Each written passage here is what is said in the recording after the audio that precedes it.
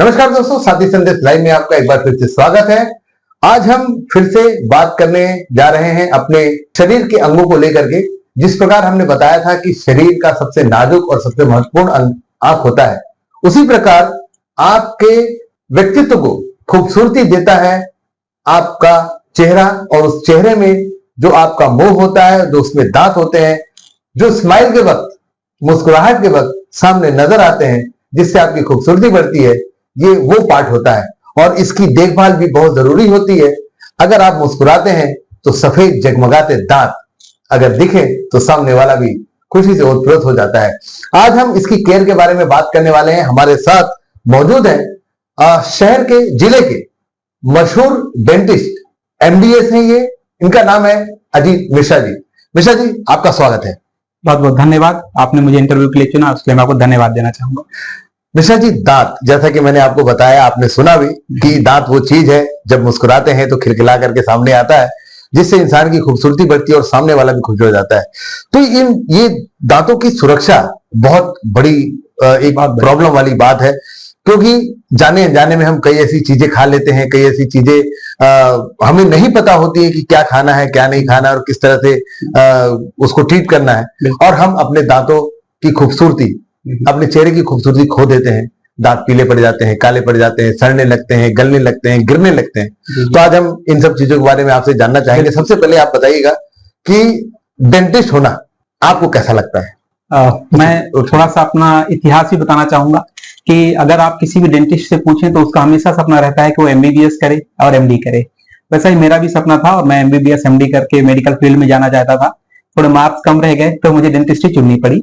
लेकिन मैंने इस फील्ड पे जैसे ही इंटर किया, मैंने इसके महत्व को समझा और फिर मैंने इसमें पोस्ट ग्रेजुएशन किया। आज मैं पिछले 10 से 15 साल में कम से कम ऐसा बोले तो 2 से 3 हजार बच्चों को पढ़ा करके डॉक्टर डेंटिस्ट बना चुका हूँ। मैं professor and head of the department भी हूँ और क्लिनिक भी रन करता हूँ। तो मैं ये बताना चाहूंगा कि डेंटिस्ट होना एक बहुत बड़े गर्व की बात है। कई बार डेंटिस्ट अपने को बाकी डॉक्टरों से थोड़ा कमतर आंकते हैं, पर जब मैं इस फील्ड में आया मैंने रियलाइज किया कि हम लोग बहुत सारे लोगों की न केवल दांत बल्कि जीवन की भी रक्षा करते हैं। जब हम एग्जामिन करते हैं, किसी बड़ी बीमारी को अर्ली यहाँ डायग्नोज कर पाते हैं, तो हम बहुत सारे लोगों को नया जीवन दे पाते हैं। क्या बात है, डेंटिस्ट होना भी बहुत बड़े गर्व की बात है। और हमारे साथ जो आज डॉक्टर मौजूद हैं, वो भी गर्व करते हैं कि वो डेंटिस्ट हैं।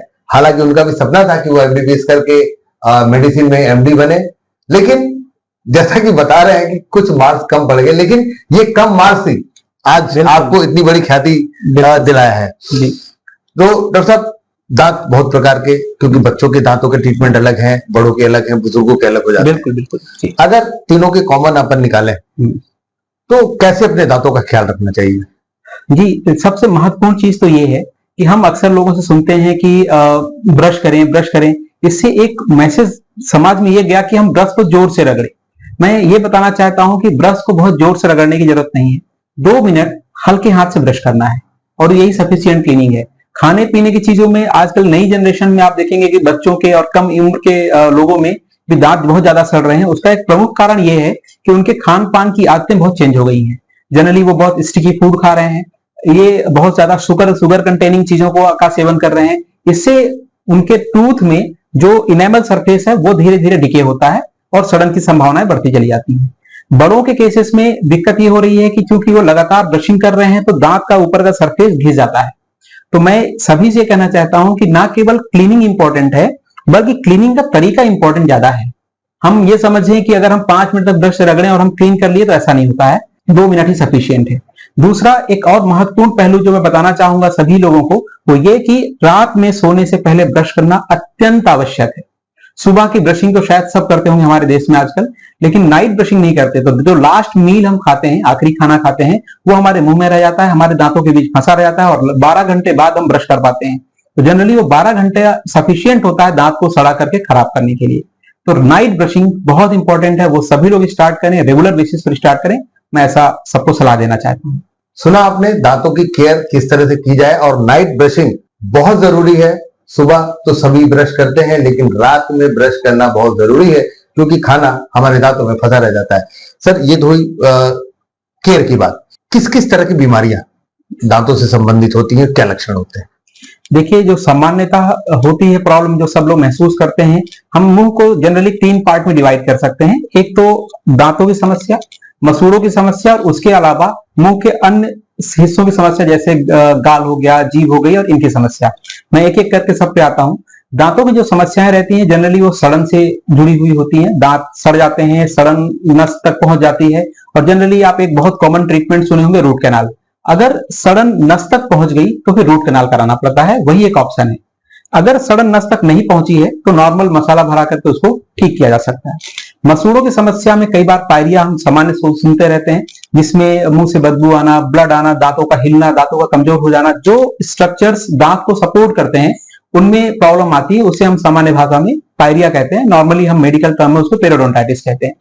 एक तीसरे तरह की प्रॉब्लम पे मैं सबका ध्यान आकर्षित करना चाहूंगा, ये कि कई बार मैंने अपने पेशेंट से और बाकी लोगों से सुना है कि अरे सर, मैं तंबाकू नहीं खाता लेकिन मेरे को मुंह से बदबू आती है। वो फलाना आदमी तंबाकू खाता है और उसको कोई परेशानी नहीं है। मैं बता दूं कि तंबाकू वो खाने वाले आदमी को हो सकता है दांत की परेशानी ना भी हो, लेकिन उसको कुछ ऐसी परेशानियां होती हैं जिसका इलाज बहुत ही मुश्किल से हो पाता है। तो एक तीसरा पार्ट जो डेंटिस्ट देखते हैं, जिसे नॉर्मल पब्लिक नहीं जानती, वो ये कि मुंह के कैंसर या मुंह से जुड़ी हुई कोई भी ऐसी समस्या, छाला या फिर कोई ऐसा इलाज समस्या जो आपके मुंह से लेकर के गले तक आपको अफेक्ट कर रही है, वो सारी समस्याओं को डेंटिस्ट देखते हैं। तो कृपया जब भी कभी मुंह में छाले या ऐसी समस्या हो तो भी आप डेंटिस्ट के पास ही जाएं, क्योंकि डेंटिस्ट इसके लिए एक्सपर्ट होता है, एक्सपर्टाइज बनाया जाता है उसको। जो किसी भी तरह के छाले, जिन जैसे कैंसर हो गया, तो कैंसर को अर्ली डायग्नोज करने में डेंटिस्ट बहुत ज्यादा सक्षम है। तो कृपया ऐसे केसेस के लिए भी डेंटिस्ट के पास जाना चाहिए। दोस्तों, सुना आपने, एक साधारण दिखने वाला छाला जिसे हम मेडिकल से दवाइयां लेकर के शायद खा लेते हैं और ठीक कर लेते हैं और हम सोचते हैं कि हम तो स्वयं डॉक्टर हो गए, लेकिन ये छाला कब कैंसर में बदल जाएगा ये कोई नहीं बता सकता। इसलिए यदि कुछ भी एबनॉर्मल आपको लगे कि आपके मुंह से संबंधित कुछ अलग हो रहा है, ये रूटीन में नहीं है, तो आप जल्द से जल्द डेंटिस्ट से अपना चेकअप एक बार जरूर करवाएं। सर, ये तो हुई बीमारियों से संबंधित। क्या स्टेज होता है मुंह के कैंसर का, जैसा आप बता रहे हैं, कब हमें डॉक्टर के पास जाना चाहिए? देखिए, मुझे पहले तो ये बोलना है कि अगर आप तंबाकू खाते हैं और या गुटखा, सुपारी, किसी भी तरीके का चीज का सेवन करते हैं, स्मोक करते हैं, तो आपको लक्षण का इंतजार नहीं करना है। आप डेंटिस्ट के पास, डॉक्टर के पास जाइए ही और उनसे प्रॉपर काउंसलिंग लीजिए और अपनी हैबिट को क्विट करने की कोशिश कीजिए।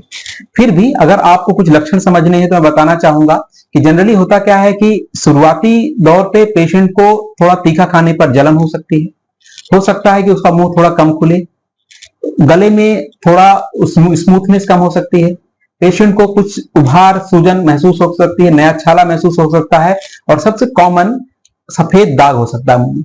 अगर मुंह में कभी भी कोई सफेद दाग दिखे, कोई छाला दिखे, मुंह कम खुलने लगे, तो आपको तुरंत पहुंचना चाहिए अपने डेंटिस्ट के पास और उसकी पूरी जांच करानी चाहिए। कई बार अधिकतम केसेस में हमने देखा है कि सही समय पर कैंसर का इलाज शुरू कराने से ठीक होने की संभावना बहुत ज्यादा होती है। वही कैंसर जब हम देर में इलाज कराना स्टार्ट करते हैं तो बचने के चांसेस कम होते चले जाते हैं। तो उसमें ना केवल हम पेशेंट को खोते हैं, बल्कि परिवार का पूरा धन जो इलाज कराने में खर्च हो जाता है वो भी चला जाता है और परिवार का पूरा ढांढस भी खत्म हो जाता है। तो अर्ली डायग्नोसिस बहुत इंपॉर्टेंट है। बहुत अच्छी बात सर आपने बताई कि हमारे दर्शक भी इस चीज से अवेयर हो जाएंगे कि उन्हें जल्द से जल्द कब दांतों के प्रॉब्लम के लिए डॉक्टर से संपर्क करना चाहिए। सर, अब मैं आपसे एक सवाल ये जानना चाहूंगा कि आपका क्लिनिक कहाँ पर है और क्या क्या सुविधाएं अपने पास उपलब्ध है? मैं बता दूं कि ये क्लिनिक है मेरा जेल रोड में, सेंट्रल बैंक के ऊपर, पद्मनाभपुर में। ये क्लिनिक विगत 15 वर्षों से यहाँ मौजूद है और जितनी भी समस्याएं मुंह एवं दांत से जुड़ी हुई हैं वो सब हम करते हैं। इस क्लिनिक पर रूट कैनाल, फिक्स दांत, ऑर्थो ट्रीटमेंट, इम्प्लांट, दांतों का निकालना, आखिरी दांत निकालना, इवन हम चेहरे की खूबसूरती से जुड़े हुए इलाज भी करते हैं। हम विनियर्स, लैमिनेट्स और कुछ एस्थेटिक ट्रीटमेंट भी हमारे क्लिनिक पर होते हैं। सर, एक चीज बोल जाना चाहेंगे, कई बार बहुत भारी दुर्घटना, गंभीर दुर्घटनाओं में लोगों के जबड़े हिल जाते हैं, वो उनके जॉइंट्स में प्रॉब्लम आती है, बहुत सारी चीजें होती हैं, उसका ट्रीटमेंट क्लिनिशियन कैसे करते हैं? देखिए, जनरली होता क्या है कि जब भी कभी सड़क दुर्घटना होती है या एक्सीडेंट्स होते हैं तो उसमें जबड़े की हड्डी का टूट जाना बहुत ही सामान्य प्रक्रिया है। ऐसे केसेस में आपको नियरेस्ट डेंटिस्ट के पास, अपने सर्जन को, डेंटल सर्जन के पास पहुंचना चाहिए। डेंटल सर्जन इसमें भी एक्सपर्टाइज होता है। वो जनरली इंपॉर्टेंट दो पार्ट रहते हैं। अगर कहीं हड्डी टूटी है तो हड्डी को एक टाइटेनियम प्लेट से जोड़ सकते हैं, या कई बार अगर थोड़ा मोड़ा खिसका है, थोड़ा मोड़ा क्रैक हुआ है जिसमें कि सर्जरी की जरूरत नहीं है, तो दांतों को, ऊपर और नीचे के दांतों को आपस में बांध करके कुछ समय के लिए, 1-8 महीने के लिए बांध देते हैं, और जिससे कि वो स्टेबल हो जाता है और खुद से जुड़ जाता है। तो दोनों ही तरह का इलाज डेंटिस्ट कर सकते हैं। तो दोस्तों, डॉक्टर अजीत मिश्रा जो एमडीएस है, इनके पास हर वो इलाज संभव है जो एक इंसान को जरूरत होता है, जो एक इंसान को चाहिए होता है। तो यदि आपको भी ऐसा कुछ लगता है कि कुछ अलग हो रहा है, कुछ अलग दिख रहा है आपके साथ, आपके मुंह में, तो आप जरूर एक बार संपर्क करें। सर, एक चीज हमने सुना है, दांतों का इलाज बहुत महंगा होता है, और जैसे आयुष्मान भारत योजना है, कई इंश्योरेंस होते हैं, हेल्थ इंश्योरेंस, जिसमें कवर होती है सारी चीजें। तो दांतों के इलाज के लिए क्या कोई ऐसी स्कीम है जिससे मरीज को राहत मिल सके या फ्री मिल सके? देखिए, मैं आपके पहले लाइन का जवाब देना चाहूंगा कि दांतों का इलाज महंगा होता है, आपने बोला, तो मैं बताना चाहूंगा कि दांतों का इलाज महंगा जरूर है, लेकिन तब जब हम इलाज के लिए लेट हो गए। अगर हम जल्दी इलाज के लिए पहुंचते हैं तो वो लेट नहीं है। दूसरा सवाल ये कि इंश्योरेंस या फिर सरकारी योजनाएं कितनी जुड़ी हुई हैं, तो मैं बताना चाहूंगा कि ये एक दुर्भाग्य है इस विभाग का ही कि किसी भी तरह का इंश्योरेंस दंत चिकित्सा से जुड़े इंश्योरेंस को प्रोवाइड नहीं करता। इवन आयुष्मान भारत में भी पहले 2019 तक शायद ये जुड़ा हुआ था, उसके बाद इसको हटाया गया है। मेरी जनप्रतिनिधियों से मांग है कि दंत चिकित्सा को बहुत ही महत्वपूर्ण अंग समझा जाए स्वास्थ्य का, और इसको इंश्योरेंस सेक्टर में ऐड किया जाए, अगर संभव हो तो आयुष्मान में ऐड किया जाए, और सभी तरीके से सभी तबके के लोगों को इन सब सुविधाओं का लाभ मिल सके और वो डेंटिस्ट के पास पहुंचकर इलाज करा सके। इसे हम विडंबना ही कह सकते हैं कि शरीर का एक मुख्य भाग जिससे आपकी खूबसूरती बरकरार रहती है, उसके लिए कोई भी इंश्योरेंस सेक्टर काम नहीं कर रहा है। इवन हमारे आयुष्मान भारत में भी ये जुड़ा हुआ था, इसके इलाज की प्रणाली जुड़ी हुई थी, लेकिन उसे भी दुर्भाग्यपूर्ण हटा लिया गया। तो हम भी निवेदन करेंगे शासन प्रशासन से कि इस ओर ध्यान दिया जाए, और जो मरीज दांतों के रोग से गंभीर रूप से पीड़ित होते हैं उन्हें भी कुछ राहत मिल सके। सर, आपका बहुत बहुत धन्यवाद, आपने हमारे लिए समय दिया और बहुत अच्छी जानकारी दी। बहुत बहुत धन्यवाद सर, बहुत बहुत धन्यवाद। तो दोस्तों, आपने देखा हमारे साथ आज मौजूद थे डॉक्टर अजीत मिश्रा जी, जो कि डेंटिस्ट हैं, एमडीएस हैं, और उन्होंने दांतों को लेकर के बहुत अच्छी जानकारियां दी हैं, और वो चाह रहे हैं कि जो मरीज पैसे के अभाव में इलाज नहीं करवा पाते, उसके लिए जरूर से जरूर सरकार कुछ करे। ऐसे और खबरों के लिए हमारे साथ बने रहिए और देखते रहिए साथी संदेश लाइव। मैं हूं संतोष शर्मा, दुर्ग, भिलाई से।